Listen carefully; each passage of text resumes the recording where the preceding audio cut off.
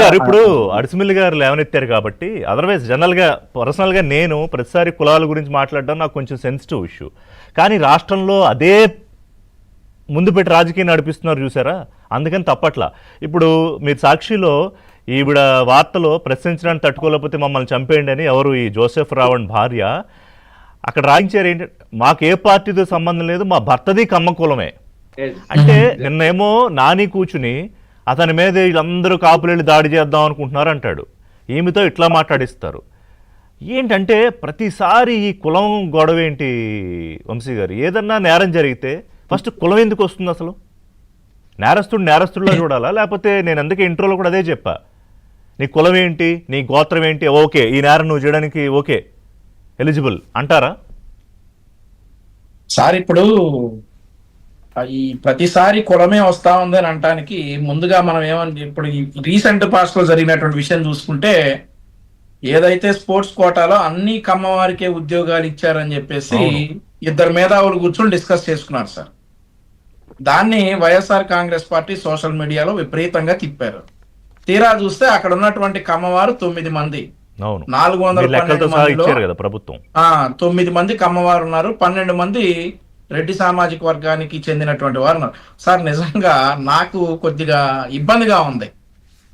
ఈ రోజుల్లో కూడా స్టిల్ 2026లో కూడా ఇంకా ఈ కులం గురించి మాట్లాడుకోవడానికి ఇంకా ఇబ్బందిగా ఉంది సార్. ఆ రోజు ఏ టైంలో తెలుసా, ఇలాన్ మస్క్ అనే ఒక వ్యక్తి స్పేస్ లో, ఇప్పుడు మనం వైజాగ్ లో ఏ డేటా సెంటర్ కడుతున్నాం కదా గూగుల్ది హబ్, అది స్పేస్ లో పెట్టే ఆలోచనలో ఉన్న టైంలో మనం ఇదిగో ఇక్కడ కొట్టుకుంటున్నాం, ఇంకా కులాల దగ్గర ఆగిపోయాము. సార్ నాది ఒక సూటి క్వశ్చన్ సార్. ఇక్కడ 1999లో చంద్రబాబు నాయుడు గారు ముఖ్యమంత్రిగా అయిన తర్వాత మైక్రోసాఫ్ట్ తీసుకుని వచ్చేసి హైదరాబాద్ ను అభివృద్ధి చేశాడు అని చెప్పి సాక్షాత్తు వాళ్ళ మాజీ మంత్రి కేటీఆర్ చాలా సందర్భాల్లో అన్నాడు, ఎవరైనా ఒప్పుకోవాల్సినటువంటి విషయం.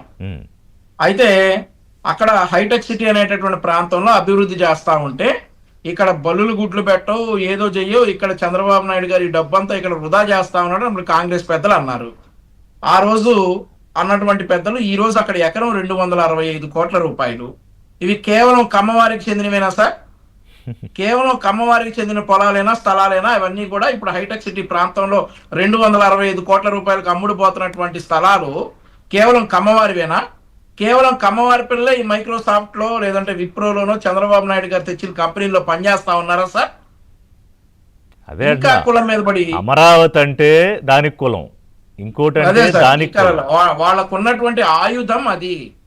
ఆంధ్రప్రదేశ్ రాష్ట్ర ప్రజలు కులం అనే సెంటిమెంట్ కు పడిపోతారు అనుకునేటటువంటి భ్రమలో ఇంకా ఉన్నారు.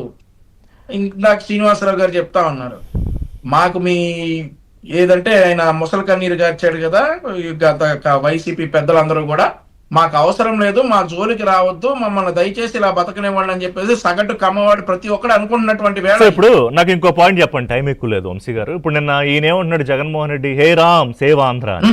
బట్ ఆయన మర్చిపోయింది ఏంటంటే already Andhra Pradesh saved and in safe hands 2024. ఇప్పుడు ఆయన ఆంధ్రప్రదేశ్ రాష్ట్రానికి సేవ్ చేసేసాడు. ఆయన ఆంధ్రప్రదేశ్ రాష్ట్రాన్ని సేవ్ చేసి ఈ రోజు సేవ్ అంటా ఉన్నాడు. హే రామ చూడండి, మళ్ళీ దాని వెనకాల కుట్ర ఏంటో కాదు, ఆ హే రామ్ వెనకాల కుట్ర ఉందో చూసుకోండి.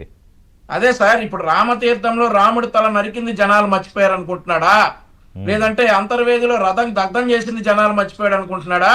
కనకదుర్గమ్మ వారి వెండి సింహాలు మాయం చేసింది అనుకుంటా ఉన్నాడా? వినాయకుడి విగ్రహానికి అశుద్ధం పూసింది మర్చిపోయింది అనుకుంటున్నాడా? లేదంటే ఆంజనేయ స్వామి చెయ్యర కొట్టింది మర్చిపోయాడా? అన్నిటికంటే ఎక్కువ తిరుమల తిరుపతి దేవస్థానం మనం ఎంత తక్కువ మాట్లాడుకుంటే అంత మంచిది. ఈయన వచ్చేసి ఈ రోజు హే రామ్, అది కూడా సార్ రిషి గారు మీరు చూస్తే హే రామ్ సేవ్ ఆంధ్రప్రదేశ్ చూసి చదవటం, అది కూడా కిందకి చూసి స్క్రిప్ట్ చదవటం. ఇక ఈయనేం చెప్తాడు, హే రామ్ సేవ్ ఆంధ్రప్రదేశ్ అనేసి. సార్ ఇన్ని చేసిన తర్వాత ఇందాక శ్రీనివాసరావు గారు చాలా చెప్పారు, సుబ్బారావు గారు చాలా చెప్పారు ఎగ్జాంపుల్స్. వాళ్ళ బాబాయిని చంపిన దగ్గర నుండి లాస్ట్ కి బీసీ బిడ్డ అమర్నాథ్ గౌడ్ని చంపిన దగ్గర నుండి మేమేమైనా చేసామా? ఇవన్నీ మేము సొంత పార్టీని ఎంపీని ఏమైనా కొట్టామా? మేము ప్రజావేదిక ఏమైనా కూడగొట్టామా? మా బాబాయిని ఏమైనా చంపామా? అమర్నాథ్ గౌడ్ని ఏమైనా చంపేసామా? నేను బిఫోర్ కన్క్లూడ్ నేను 30 సెకండ్స్ తీసుకుంటా. ఇప్పుడు అందరూ మాట్లాడుకోవాల్సింది ఏంటంటే ఆంధ్రప్రదేశ్ అనేది ఏ స్థాయి నుంచి ఏ స్థాయికి ఎమర్జ్ అవుతోంది, ఎలా ఎదుగుతోంది. ఇవాళ ప్రపంచ దేశాలు